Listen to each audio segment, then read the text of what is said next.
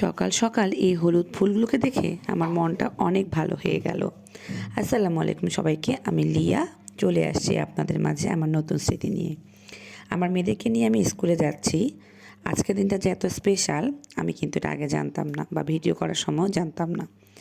আমার মেয়েদেরকে স্কুলে রেখে আমি বাসার দিকে হাঁটলাম। তারপরে কি বাসায় এসে আবার মেয়েদেরকে নিতে গেলাম। স্কুলে বসে বসে আমি স্কুলের স্মৃতিচারণ করছি, যদিও এটা আমারও স্কুল ছেলেবেলার। এই গাছটা তখনও ছিল যখন আমি ছোট ছিলাম, আজ আমার মেয়েরা ছোট, তাদেরও স্মৃতি হিসেবে থাকলো। তারপরে স্কুলের পরিবেশ দেখতে দেখতে মেয়েদেরকে নিয়ে আমি বাসায় চলে আসলাম। আমি একটু আগেই গিয়েছিলাম।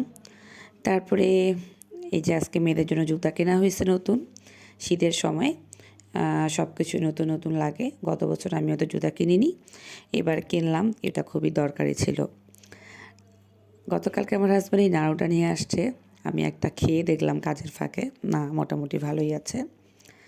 তারপরে হলো আমার সারপ্রাইজ, আজকে আমার ফেসবুকের ফার্স্ট পেমেন্টটা চলে আসছে, আলহামদুলিল্লাহ।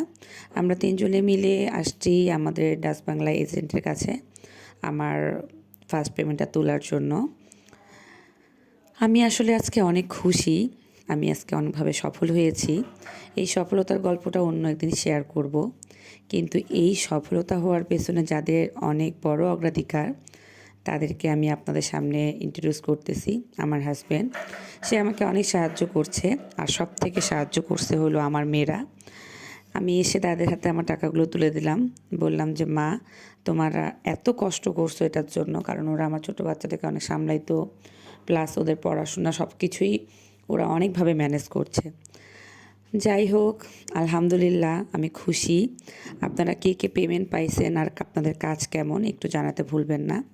আর ভিডিওটা অবশ্যই ভালো লাগলে লাইক কমেন্ট শেয়ার করবেন আর আমার পাশে থাকবেন।